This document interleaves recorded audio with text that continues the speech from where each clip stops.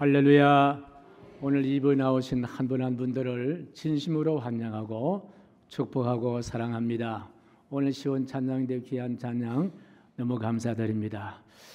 세월이란 엄청난 힘 앞에 또 우리 한 주간 동안 잘 살아오신 것 하나님의 특별한 은혜고 하나님의 특별하신 사랑이었습니다. 한번 이렇게 하면 좋겠다 하셨습니다. 여러분 오른손을 드시고 심장에 대면서 누구야 고생했다, 누구야 수고했다. 자기를 부르면서 시작.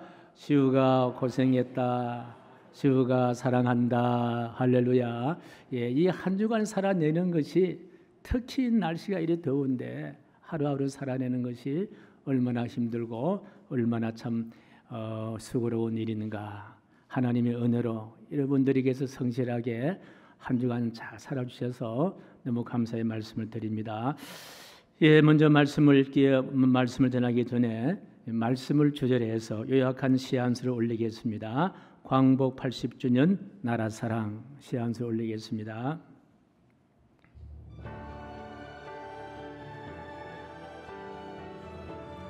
광복 80주년 나라사랑.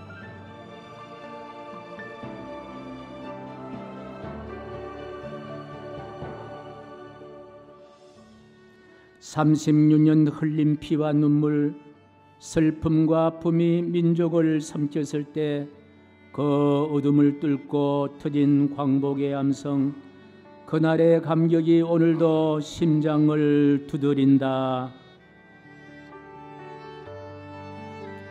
별빛마저 숨지긴 잿빛 하늘 아래, 꿈마저 금지된 그 세월 속에서 믿음의 심장들은 외쳤다.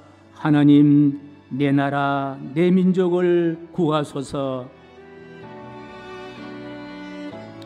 피와 눈물의 기도가 새벽을 열었고 그 기도가 오늘의 자유를 지켰다. 역사는 기억을 잃을 때 다시 어두워지니 우린 그 빛을 영원히 잊지 않으리. 아이들의 웃음이 전쟁을 모르게 하자 흔들림 없이 기도와 순종으로 걸어가면 하나님이 온전히 다스리는 날이 오리니 그날이 되면 주의 영광이 이 땅에 가득하리라.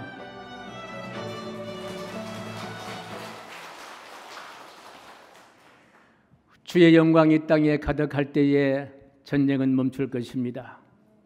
주의 영광이 이 땅에 가득할 때에 우리에게 참 안식이 있고 평안이 있을 것입니다. 우리는 주의 영광을 아는 분들입니다. 주의 영광을 사모하는 분들입니다. 주의 영광이 온 나라를 덮고 주의 영광이 온 나라를 통하여 주의 영광이 드러날 수 있는 그날을 위해서 더욱더 기도하고 더욱더 나라 사랑할 수 있는 우리 모두가 되기를 간절히 소원합니다. 원래는 우리 나라가 해방된 지 80주년이 되는 날입니다. 해입니다. 80년 전 일제야합제 속에서 숨죽이며 지냈던 민족 해방의 기쁨을 맞이한 그와 같은 날입니다. 지금 생각을 해도 참으로 기쁨과 감격이 벅차오르는 그와 같은 날입니다. 그러나 그 자유는 저절로 주어진 것이 아니었습니다. 수많은 독립운동가들의 피와 눈물, 그리고 하나님께 부르짖는 믿는 자의 눈물의 기도에 열매였다고 분명히 믿습니다. 오늘 조국 광복절을 기념하는 이유는 단순히 축하를 넘어서 일제 감정기 동안 우리가 당했던 고난 아픔을 잊지 말자 하는 그런 이야기입니다. 그 이유는 다시는 우리의 후손들에게 이 아픈 역사를 되돌려 줄 수는 없고 되물림할 수 없기 때문이라 생각합니다. 그래서 우리 이 시간 생각하기조차 싫지만은 36년 동안 우리 조상들이 겪은 아픈 억압을 잠깐 소개하려고 합니다. 먼저 지적인 억압이었습니다. 사람은 자기가 태어난 나라에 말을 해야만이 그래야만이 사람입니다. 그런데 일제 감정기 때 내 나라 말의 사용을 금지당했습니다. 학교에서는 우리말 대신에 일본어를 배웠습니다. 조선어 수업을 폐지했고 신문 출판을 금연했고 조선은 스스로 발전할 능력이 없다는 식민지 사관을 심어서 우리의 생각과 인식을 무너지게 했습니다. 두 번째로 정적인 억압입니다. 이별과 상실, 강제징용, 위안부, 타국, 노역 등 가족이 뿔뿔이 흩어졌습니다. 모욕감과 분노와 공포와 불안, 헌병의 순찰과 이웃에 밀고 잡혀가면 돌아오지 못할 수 있다라는 두려움, 감정과 마음을 메마르게 만들었습니다. 그리고 의지적인 억압입니다. 감시 및 제한, 신사 참배 강요, 일본 복장 강요, 전통 의례 명절 억제, 일상적인 모임과 회합 금지, 심지어 혼례와 장례까지 허가되었다고 합니다. 집회 금지, 독립운동과 적결 처형 등 의지와 행동이 억압당하는 그와 같은 아픈 세월이었습니다. 사람을 사람답게 하는 지성과 감정과 의지가 모두가 다 억압당하는 그와 같은 아픈 세월이었습니다. 일제강점기의 세월은 한마디로 말하면 별빛 하나 보이지 않는 캄캄한 세월이 36년간이나 계속되었습니다. 그리고 80년의 세월이 지났지만 다시 잊지 말아야 할 것은 반드시 잊어서는 안 된다는 말은 바로 이 말 때문입니다. 근대 모든 철학의 완성자인 독일의 철학자 헤겔의 이야기입니다. 헤겔이 어떤 말했습니까? 역사는 되풀이한다는 이야기예요. 역사는 되풀이한다. 또 그의 사상을 계승한 마르크스는 이런 이야기를 했습니다. 한 번은 비극으로 되풀이하고 그리고 또 한 번은 희극으로 되풀이한다. 이런 이야기입니다. 우리가 기억을 잃어버리는 순간 그 비극은 다시 우리의 문 앞을 두드릴 수도 있다라는 그와 같은 학자들의 이야기입니다. 그렇다면 다시 우리를 묻습니다. 그러면 어떻게 해야만이 이런 비극이 다시 되풀이되지 않을 수 있을까? 무엇을 해야만이, 어떤 방법을 동원해야만이 이 무서운 비극은 다시 되풀이되지 않을 수 있을까? 그 방법은 무엇일까? 여러 조건에서 방법을 찾을 수가 있겠습니다. 여러 학문에서, 여러 이성 가운데서 방법을 찾을 수 있겠습니다만 저는 오늘 본문의 성경 말씀에서 그 방법을 찾습니다. 그 방법의 단초가 되는 말씀, 오늘 본문의 12절 말씀인데요. 다 같이 12절 말씀을 힘차게 같이 읽습니다. 시작. 여호와를 자기 하나님으로 삼은 나라 곧 하나님의 기업으로 선택된 백성은 복이 있도다. 한 번 더 읽습니다. 시작. 여호와를 자기 하나님으로 삼은 나라 곧 하나님의 기업으로 선택된 백성은 복이 있도다. 이 말씀이 기록된 시기는 다윗왕 시기 있는데 이 다윗왕 시대의 이스라엘 백성들의 처한 상황이 일제강점기 때에 우리나라가 처한 상황과 똑같다는 이야기예요. 저 남서쪽으로는 애굽이란 나라, 더 동북 쪽에서는 아수르라는 나라, 그리고 동쪽에는요 바벨론이라는 강대국들이 이스라엘을 이렇게 둘러싸고 있었던 거예요. 그러니 이스라엘은 강대국 사이에 끼어 있는 그와 같은 나라였습니다. 그래서 이스라엘은 어떤 군사력을 동원한다 하더라도, 어떤 경제력을 동원하더라도 감히 그들을 맞서 싸울 수 없는 그와 같은 초라한 나라, 작은 나라였습니다. 스스로의 국가의 생존과 번영을 도무지 기대할 수 없는 그와 같은 민족이 바로 이스라엘 민족입니다. 그래서 저들의 나라의 생존을 위해서는요 어떻게 해야 할까? 반드시 전능자 하나님의 다스림이 필요하다. 다른 방법으로 안 된다는 거예요. 하나님의 다스림만이 당신의 나라들을 안전하게 할 수가 있고 평화를 얻을 수 있다는 그 이야기였습니다. 그래서 12절의 시작은 이렇게 시작합니다. 여호와를 자기 하나님으로 삼는 나라. 여호와 하나님을 자기 하나님으로 삼는 나라는 말이 무슨 말이에요?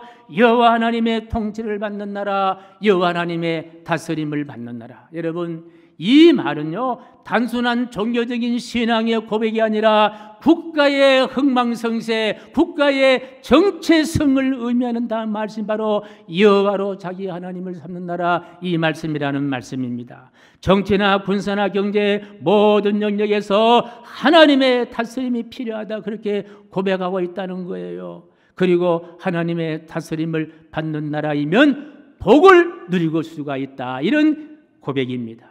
자, 이 말씀을 이스라엘이라는 나라에만 해당하는 말씀일까? 저는 이런 질문을 합니다. 여러분 어떻게 생각합니까? 이 나라, 여호와를 자기 하나님으로 삼는 나라, 이 말은 단순히 이스라엘에만 해당하는 말씀일까요? 저는 절대로 그렇게 생각지 않습니다. 왜냐 그러면 이스라엘이라는 나라에만 국한된다면요, 우리가 주일마다 성경을 읽을 필요가 없지 않습니까? 성경은 바로 이스라엘에만 국한된 나라이기 때문에 우리가 성경을 읽고 성경을 본문으로 말하고 성경을 바이블이라고 이야기하고 성경을 바로 척도라고 이야기할 필요가 없다는 말씀이에요. 그러나 성경은 바이블입니다. 성경은 척도입니다. 지구촌의 모든 나라에도 적용되는 말씀이기 때문에 그렇습니다. 이 성경 말씀은요, 역사의 과거나 역사의 지금이나 역사의 미래에도 이 성경 말씀이 바이블이 된다는 거예요. 척도가 된다는 거예요. 본문이 된다는 거예요. 기준이 된다는 이야기입니다. 이렇게 해서 일제강점기 같은 역사가 되풀이지 않기 위해서는 이 말씀대로 여호와가 다스리는 나라 될 때에 이런 험악한 역사는 반복되지 않으리라 확신합니다. 그렇다면요, 오늘날 우리는 과연 우리가 누리는 자유 하나님이 주시는 것으로 여기고 있는가? 우리나라를 하나님이 통치하도록 그렇게 방향을 그렇게 설정하고 있느냐? 이 질문을 우리가 우리 앞에 던진다면, 여러분 앞에 이 질문을 던진다면 맞습니다. 하나님은 우리나라를 다스리고 있습니다. 우리나라 모든 정치와 경제 모든 통치는 하나님의 다스림의 방향으로 지금 가고 있습니다라고 대답할 수가 있겠냐는 거예요.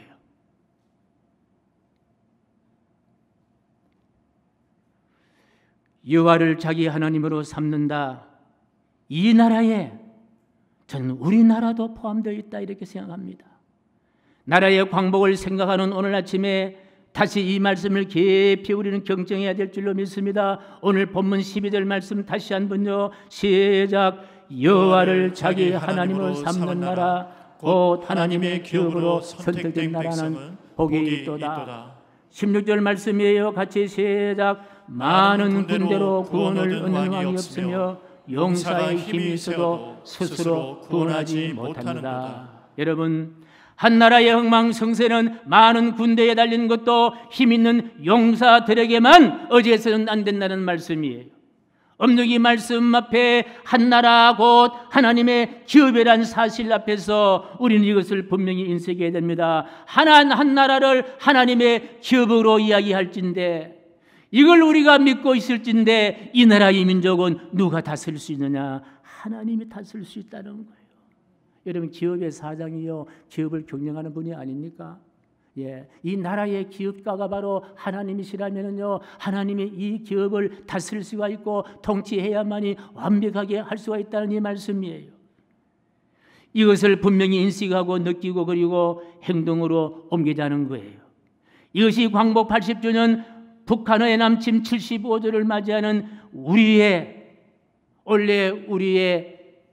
책임이요, 우리가 생각해야 할 가장 중요한 역사적인 과제다 생각해 봅니다. 우리가 믿는 하나님을 믿는다고 했을 때에 어떤 하나님을 믿을 수 있느냐? 어떻게 하나님을 믿느냐? 다시 한번 정의합니다. 개인이 개인적으로 하나님 믿을 수가 있어요. 내 삶의 문제만을 다스리는 하나님으로 믿습니다. 시편 23편 1절 말씀이에요. 시작.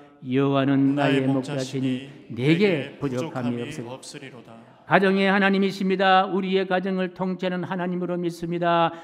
여호수아 24장 15절 말씀이에요. 시작. 오직 나와 내 집은 여호와를 섬기겠노라. 사회의 하나님이 믿습니다. 사회의 나를 다스리는 하나님으로 믿습니다. 잠언 14장 34절 말씀이에요. 시작.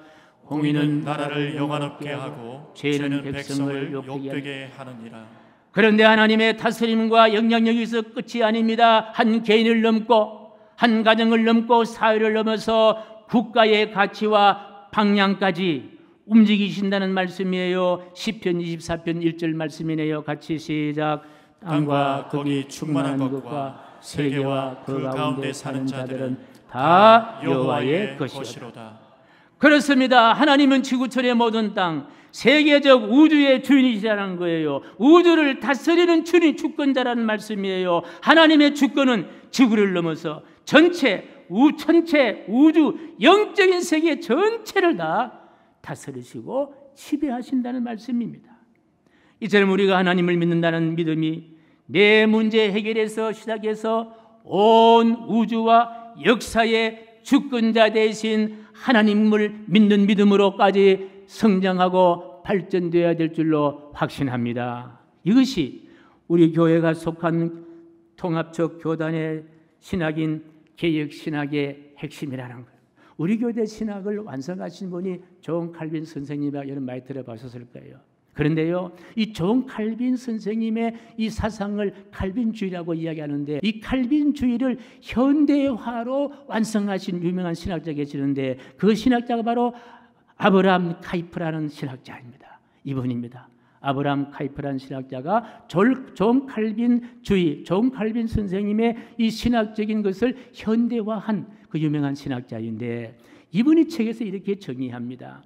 하나님께서 내 것이라고 말씀하지 않는 영역은 한치도 없다. 하나님께서 내 것이라고 말씀하지 않는 영역은 한치도 없다. 이것이 우리 개신교의 개혁신학의 핵심적인 논리라는 거예요. 곧 하나님은 전 우주와 역사를 다스리시는 절대 주권자가 되신 분이 바로 하나님이시라는 거예요. 그러니 하나님을 믿는 우리 믿는 사람들은요, 하나님을 믿지 않는 사람과 다른 국가관을 갖습니다. 다른 사회관을 갖습니다. 다른 역사관을 갖는데, 그것이 무엇이냐? 하나님이 나라를 다스리신다는 거예요. 하나님이 역사를 운행하신다는 거예요. 하나님 여러분의 개인도 다스릴 뿐 아니라 가정도 다스릴 뿐 아니라 여러분의 기업과 사회도 하나님이 다스리신다는 그 역사관을, 그 사상을 우리가 갖는다는 거예요. 그러니 하나님을 믿는 우리에게는요, 바로 오늘 본문의 12절 말씀이 남다르게 들려지지 않습니까?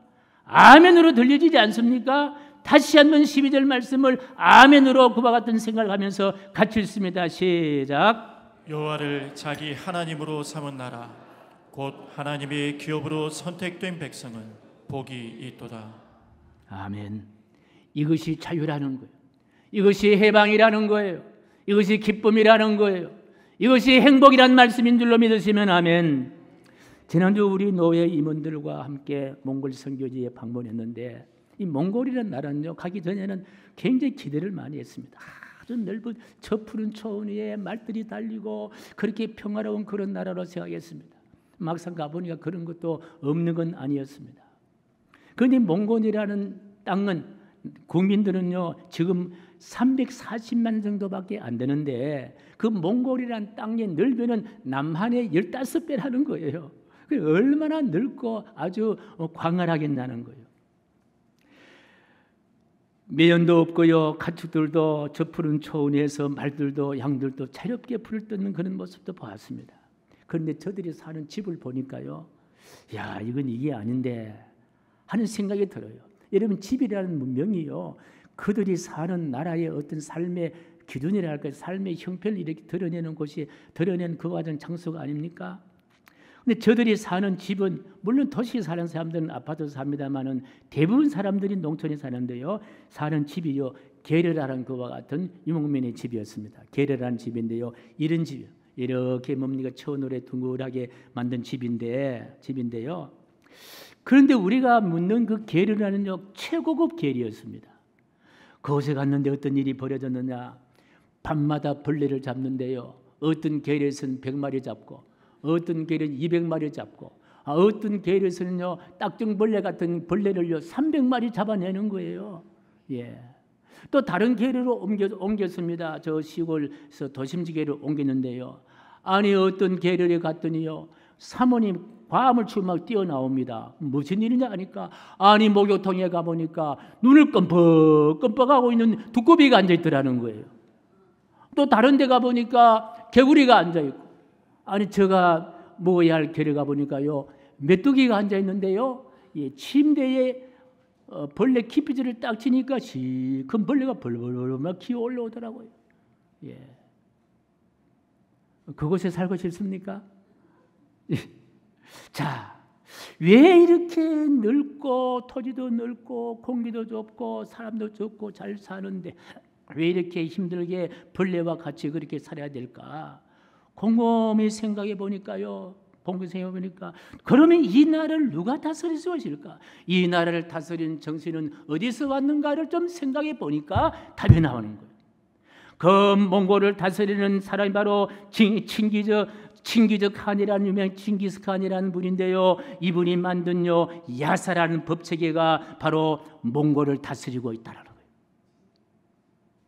바로 이 칭기스칸은 정신이요 그 나라를 통치하는 신과 같은 존재였습니다. 가는 곳마다 칭기스칸의 동상이 그게 보인 거예요. 얼마나 크게 지은지 몰라. 예.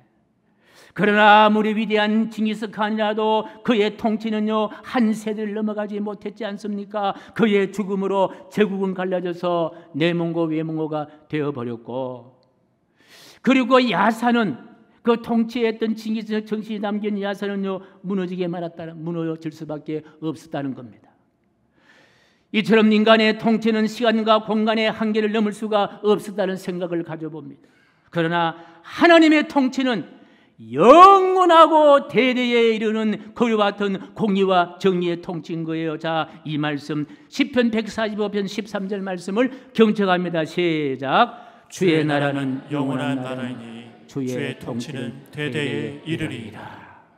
할렐루야. 사랑하는 성도 여러분, 우리도 뼈저리는 경험을 가지고 있지 않습니까? 우리나라가 하나님의 통치를 받지 않고 남의 나라 일본의 통치를 받고 있을 때에 얼마나 큰 아픔과 고통과 슬픔과 가정을 잃어버리고 직장을 잃어버리고 가족을 잃어버린 그와 같은 억압의 상태에 있었다는 거예요. 그 아픔에서 해방되기 위해서 분연히 일어납니다. 누가 주축이 되었습니까? 하나님의 통치와 다스림을 주축으로 하는 기독교인들이 일어난 거예요. 저들의 생명을 바치고 부르짖음은 오직 한 가지입니다. 하나님의 통치가 회복되게 하옵소서.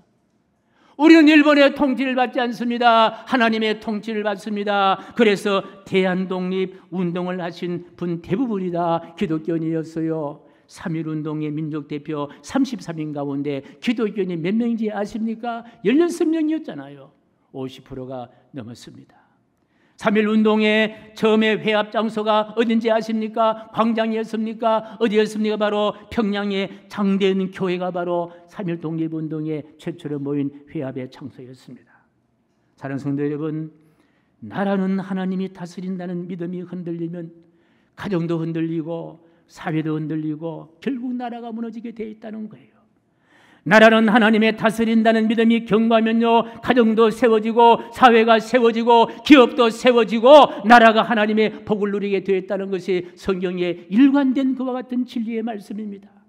그러니 이 사명을 지키는 일은요 흔들림이 없이 우리 기독교인의 몫이라는 말씀이에요. 하나님의 나라를 다스린다는 국가관을 지키는 일, 이것이 바로 오늘 사는 광복 80주년을 맞는 우리 성도의 책임이고 의무라는 사실을 말씀드리고 싶습니다. 하나님은 온 우주와 온 나라를 주권적으로 다스린 분이에요. 시편 22편 28절 말씀이에요. 같이 시작. 나라는 여호와의 것이요 여호와는 모든 나라의 주제이심이로다. 하나님을 주인으로 삼는 나라 복을 받고 하나님을 떠난 나라는 멸망합니다. 시편 33편 1절 말씀이에요. 시작. 여호와를 자기 하나님으로 삼은 나라 복이 있도다.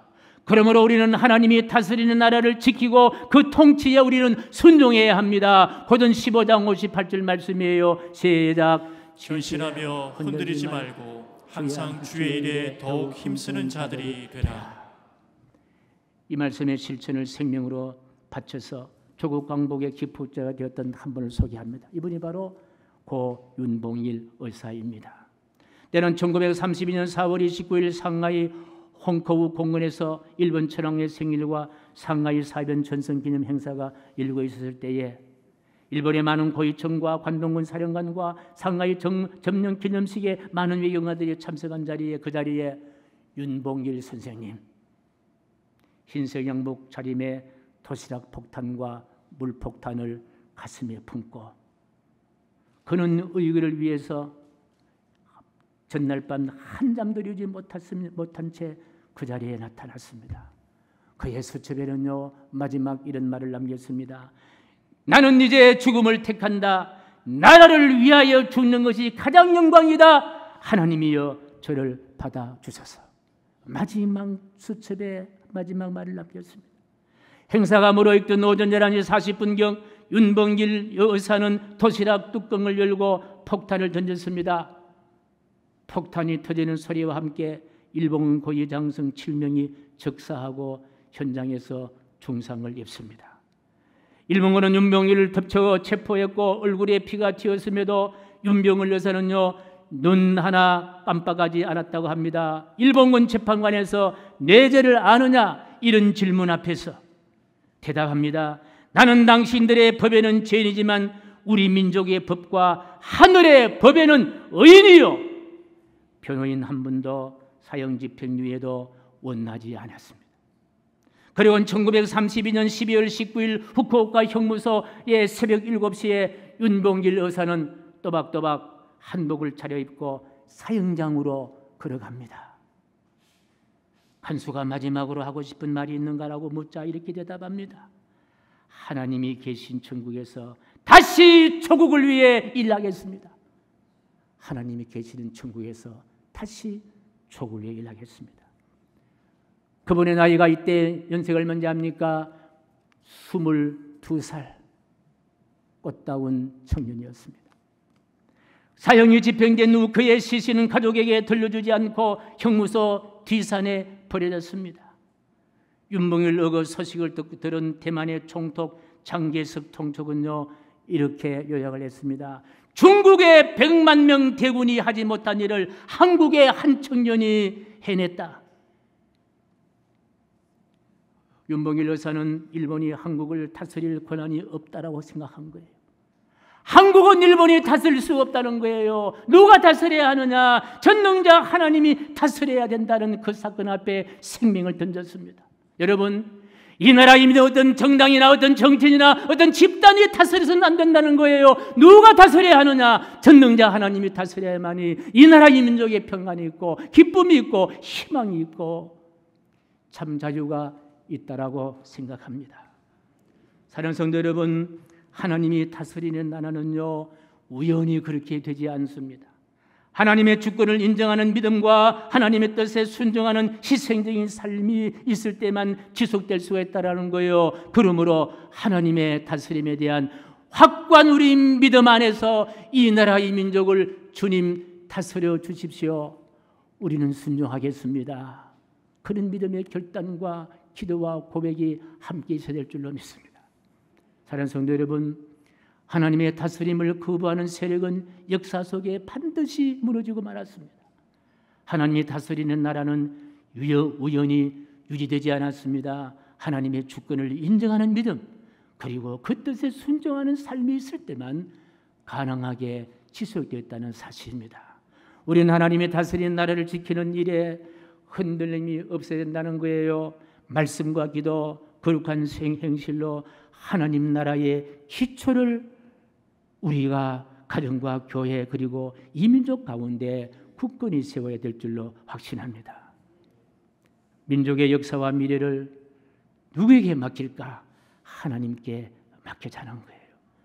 오늘도 나라를 위해 기도하는 손을 내리지 않는 여러분 되시기를 간절히 축복합니다. 다시 한번 오늘 요절 말씀을 마음에 담습니다. 다시요 시작. 여호와를 자기 하나님으로 삼은 나라 곧 하나님의 기업으로 선택된 백성은 복이 있도다. 이 말씀을 가슴에 담고 80년의 광복의 기쁨을 회상하며 하나님이 다스린 자유로운 나라를 자녀들에게 물려주리라는 그런 결기를 담아서 광복절의 노래 함께 부르고 말씀을 마치게 했습니다.